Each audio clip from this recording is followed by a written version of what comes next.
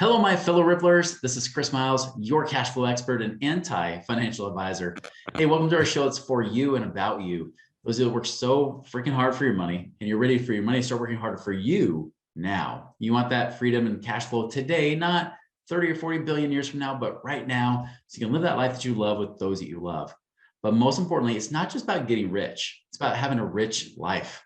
Because as you become blessed financially, others can become blessed as well, and you create that ripple effect through their lives.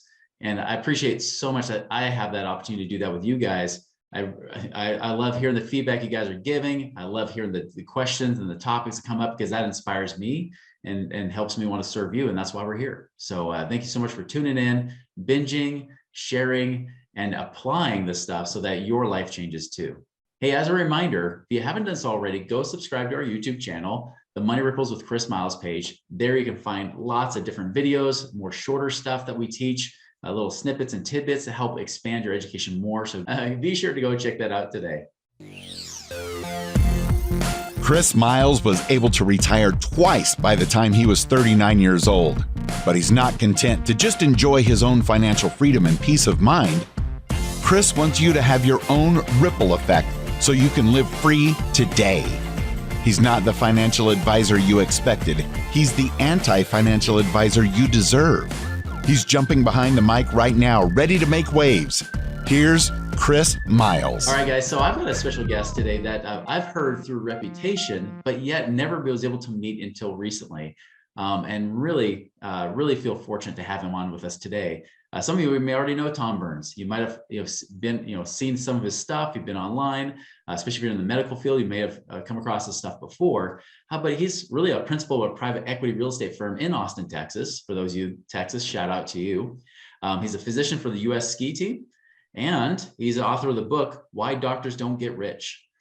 He's actually, get this, guys, he's developed or acquired $500 million of real estate locally and internationally over the past 25 years. So he's not just showing up on the scene when the real estate got hot. He's been around for a while. He's been doing this a while now. He's a sought after speaker and mentor. He's frequently featured in nationally circulated print articles, news, other real estate oriented podcasts just like ours. And of course, he's been financially independent for a decade, and his mission is to help people just like you guys create financial independence so you can enjoy your life and the joy that comes with it. So Tom, welcome to our show, man. Thanks, Chris. Man, I love your energy, and I love the have a rich life thought. So I am really glad to be here. I'm sure I'll be learning something. Yeah, I kind of had a smile when I said that, because obviously that's your website, that's your thing. That's right. So didn't even connect that until just now. Like, oh, wait a minute. Yeah, that's right. You are richlife.com, aren't you? Yeah. So great. No, it's really good. Really glad to be here. And what a great mission. That's what we all want. We're all humans, right? We all want to have control over our environment. That's why we lived in caves first. That's why we like indoor plumbing. And so those of us now that have all that stuff, we really do want to control really what we do with our lives and do what gives us purpose and gives us meaning. And that's by, creating some financial freedom and doing that usually through some income that's coming in without your effort or time. Now, obviously, a lot of the people on here, some are financially independent, but I'd say most people are on this journey right now. Tell us about your journey and how you even got there in the first place. Sure. And I'll give you the short version. So I was just an athlete when I was young, found out nobody was going to pay me to be an athlete. So I became a sports medicine orthopedic surgeon. I decided to go be a doctor. In my training, I was watching the guys that I was supposed to be in 20 years, and I didn't like their life.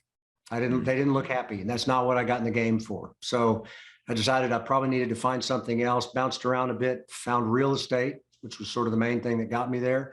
Started at square one with zero education, and just kind of learned as I made my mistakes and as I had a few victories along the way. And it just slowly built over time.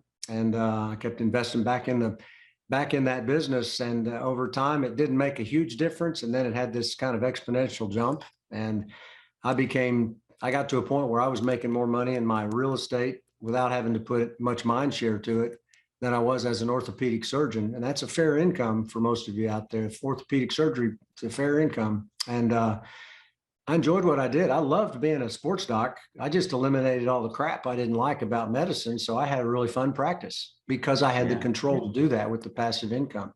So I did it for another probably 12 years. And I just hung up the scalpel, so to speak, about a year ago. So that's kind Wow, of how we did it. I've had some partners along the way, still have partners, and still doing what I do. that's great. I'm curious to get your perspective because, like you said, you were looking around the doctors around you. Why didn't you take the path of just getting a financial advisor, someone from Merrill Lynch, Goldman Sachs, something like that, just kind of help you invest your money? Why didn't you go that path instead? Well, because one, that's what they did. And, these guys were on their second or third marriages. They were in the hospital late at night. They were moaning and complaining about not having control over what they were doing. And, and I just didn't, I was probably more of a control freak. So I wanted my Yeah, own stuff. I wanted stuff, and I didn't want to have to work with it because I was a doctor. I was busy. I needed something that fit that schedule.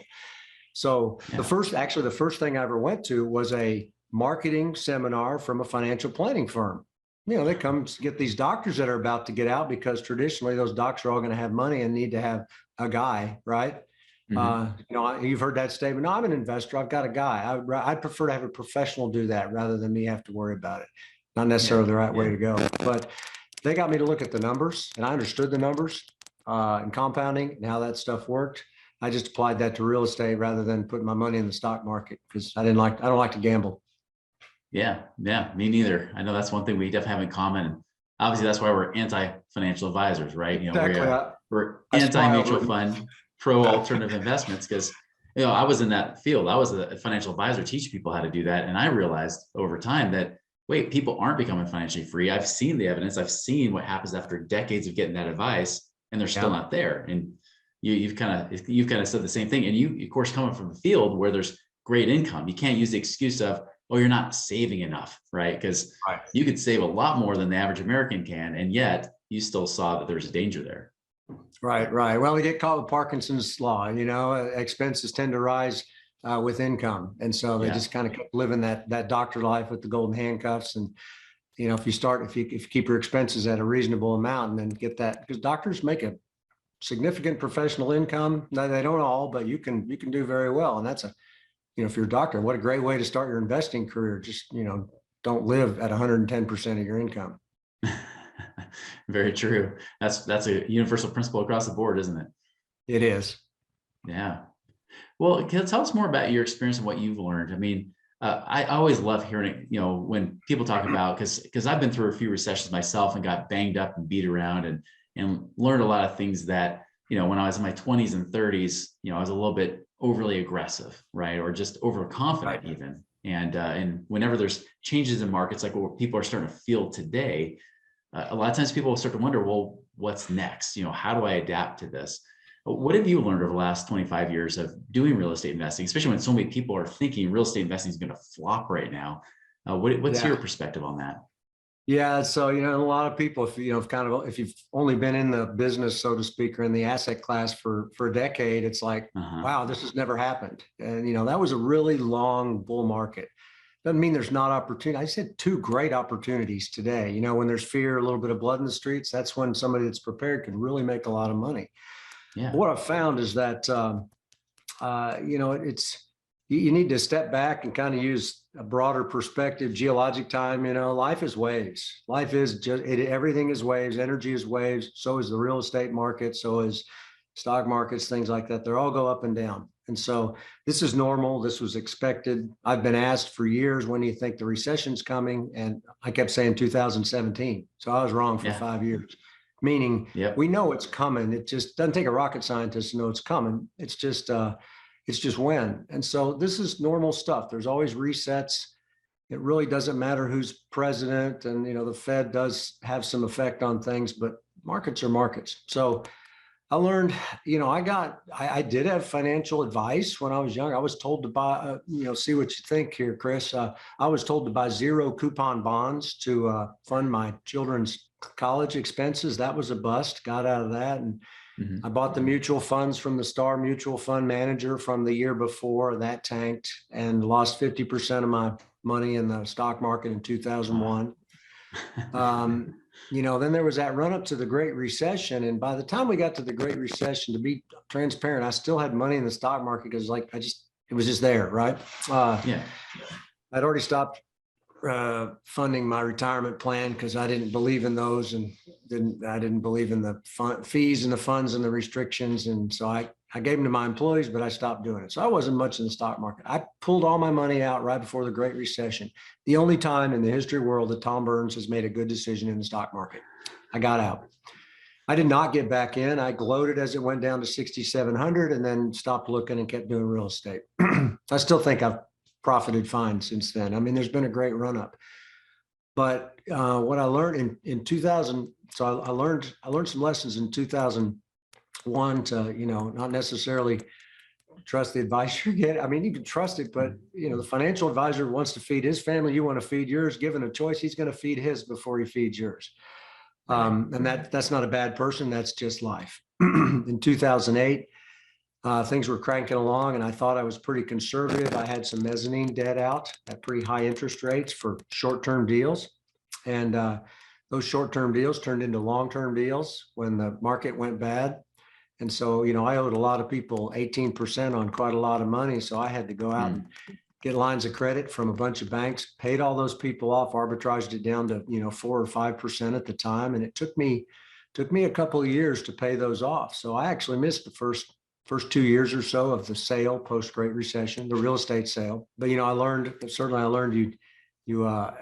well, treat your investors right. They stick with you. And so that's the main thing. If you run deals, always be transparent, treat your investors right. Tell them, be honest with them. Tell them when things are good. That's fun. Tell them when things are bad too. And you'll find most of the time, most of them will say stuff happens. So you always be honest. And I was honest with those folks, but I was pretty certain I knew what was going to happen. And so I had everything laid out. I was mostly right. But the one thing I was wrong on that I expected to be getting income from, that also went dry. So, expect the unexpected. So, maybe we're going into something now for sure. And I'm a lot more seasoned. I got more of this gray hair. And my question to myself is, what am I missing this time? So I've tried not to put too much of put my name on too much personal debt. Most of my debt is non-recourse. I have some things that are fully paid off, some real estate. That's not really smart when you're thinking velocity of money. I'm okay with it. I got enough, and that's my real estate gold, so to speak. If things go bad, those prices, those values can go down. I can get money out of that. So sort of, I call it digging a foxhole. I've dug a bit of a foxhole for if things turn around, but I've stayed in the market so that you can take advantage of profit opportunities. I like that point you brought up because, often when we're talking about people here, they're trying to get out of the rat race. They're trying to become financially independent or even free. Sure. Once you get there, it's kind of an interesting phase you move into where you're more focused now on the wealth and trying to stabilize things a little bit more. And I like what you said there, because it might be the time where having debt no longer serves you. You don't need it anymore because you've already got to that point. Now you can start worrying about, figuring out, hey, I can build equity, make sure you still protect it, especially from creditors, lawsuits, things of that nature. But yeah, you really start to build that up. And I think that's interesting because that's a phase 2, but many people try to apply phase 2 to phase 1 and say, oh, I just won't have any debt. Well, you just lost a big part of your leverage you could be using to help get you there faster and then actually pay your debt down faster too. 100%. Good debt is vital to a growing portfolio. You won't grow very fast if you're not using any debt. Absolutely.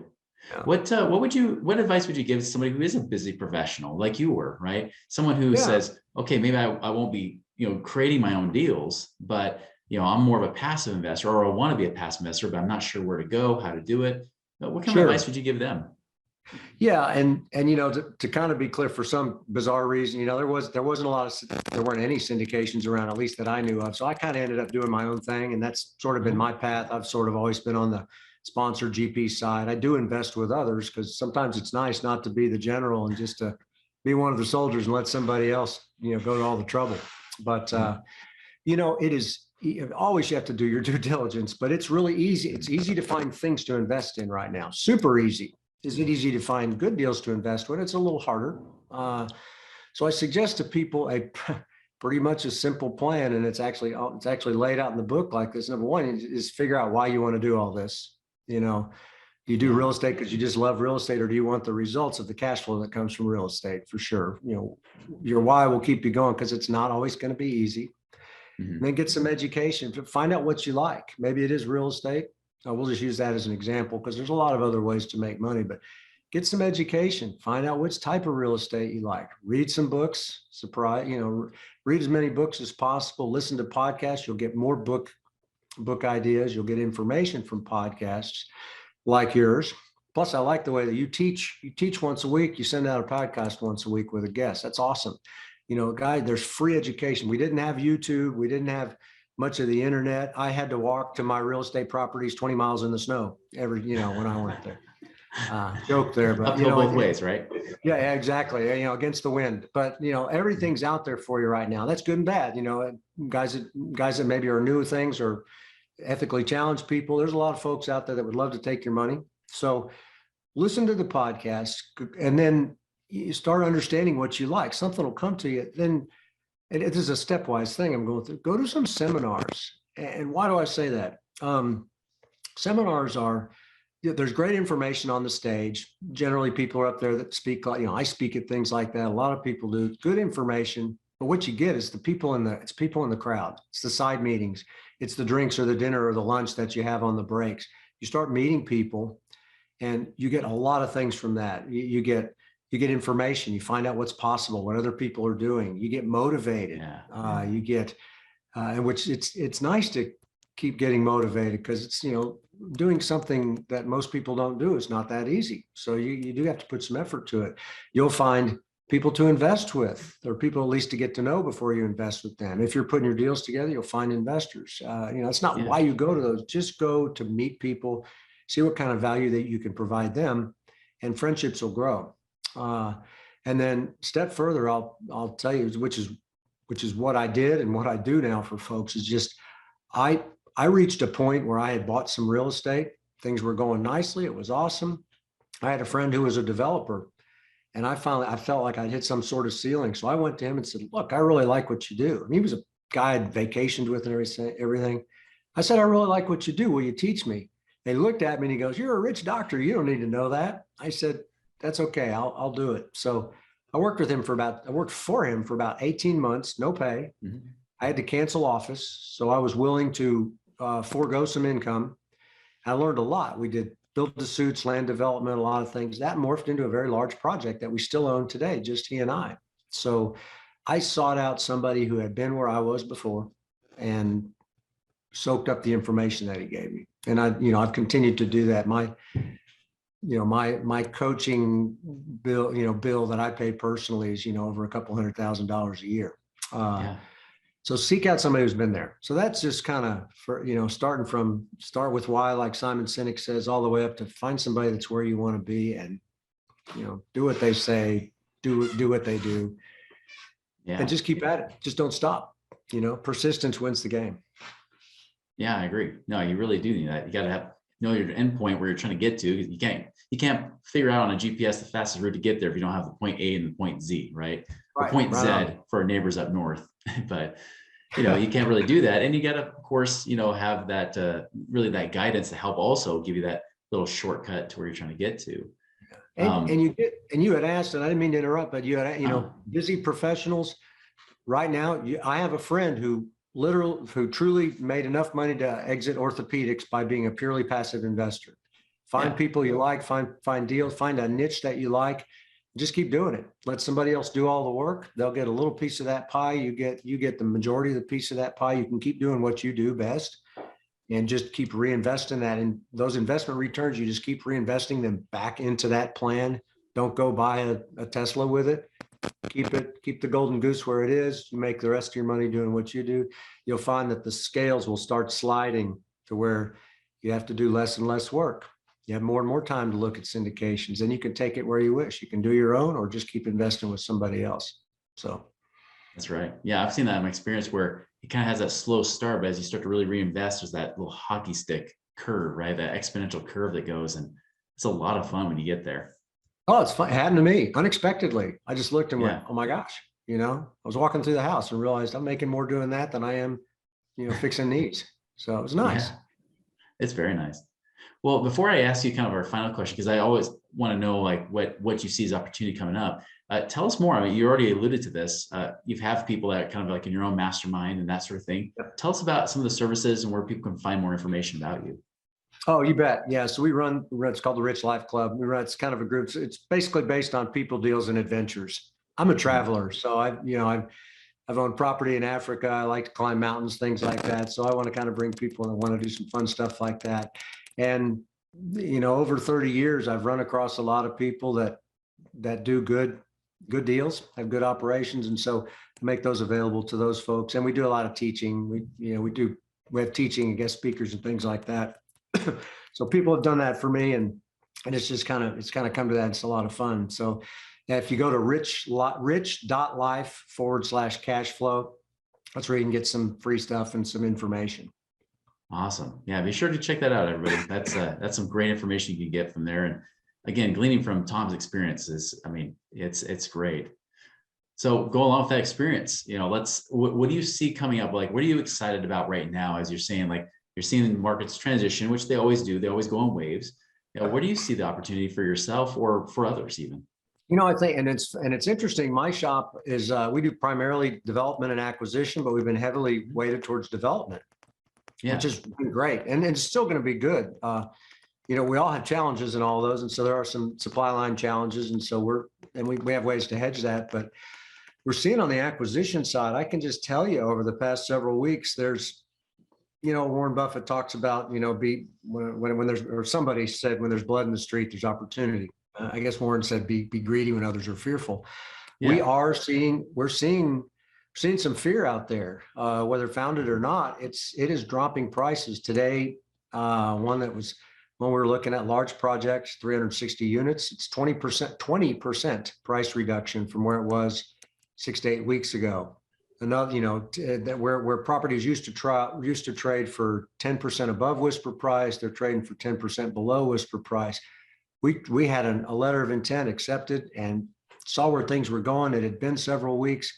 We went in and got a 2 to 3% price reduction today, right before we sent in the deposit. So my point being with those examples, those are real life examples, is that some folks are fearful. Could be that maybe they were folks that were new to the game. And, over the last 10 years, if you threw a dart and hit an apartment complex, you were going to make money. So if the leverage was a little too high, and if the business plan didn't put in enough contingency, there are some folks that are in a bit of a pickle.